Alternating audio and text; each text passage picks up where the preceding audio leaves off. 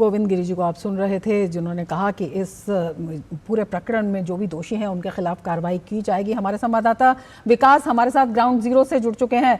विकास, trust का आज का ये फैसला है और ये जो बड़ा प्रशासनिक बदलाव है, बड़ा सवाल जो है पहले उठाया जा रहा था चंपत राय जी के ऊपर भी और अनिल मिश्रा के ऊपर भी कि क्या इनका इस्तीफा मंजूर होगा। इस्तीफा मंजूर कर लिया गया है, नई जिम्मेदारी सौंप दी गई है। अपने आप में कितना बड़ा कदम इस पूरे प्रकरण में निष्पक्ष जांच को देखते हुए?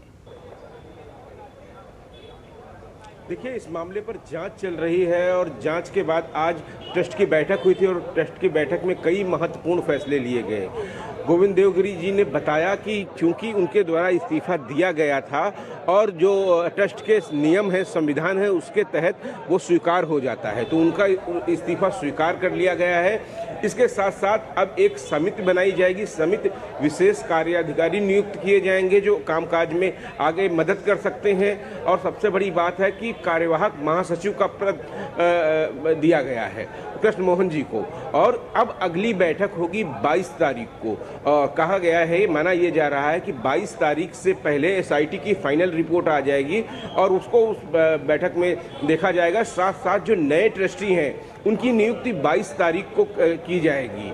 तो बहुत बड़ी बात है, ये तमाम सारी चीज़ें निकलकर सामने आई हैं। उन्होंने इस बात का भी जिक्र किया कि तमाम सारी किस तरीके से अफवाहें फैलाई जाती हैं, अफवाहों पे लोग ध्यान ना दें, क्योंकि मंदिर में जो दान दिए हुई चीज़ें थी, जो आभूषण थे, उन सब को लेकर जो अफवाहें थी, उन्होंने साफ कहा कि सारी चीज़ें हमारे यहाँ रजिस्टर में दर्ज हैं। आज कई चीज़ों को उन्होंने प्रदर्शित भी किया, दिखाया भी, जिनको लेकर तमाम सारे मीडिया में चर्चा बनी हुई थी। उन्होंने स्पष्ट किया कि ऐसा कोई मामला नहीं है। उन्होंने सारी चीज़ों का जिक्र किया। उन्होंने कहा जिसने दान दिया है, आइए आपको हम वो चीज़ें बताएंगे, हमारे यहाँ रजिस्टर बना हुआ है, सारी चीज़ें उसमें अंकित हैं। साथ साथ उन्होंने इस बात को कहा कि जो घटना हुई है, जो चोरी की घटना है, ये बेहद ही लोग दुखी हैं इससे और पूरे ट्रस्ट के सभी सदस्य दुखी थे। और आगे चलकर एक ऐसी व्यवस्था बनानी है जिसमें 1% भी संदेह उत्पन्न ना हो, इस तरीके की व्यवस्था बनाने की उन्होंने बात कही है।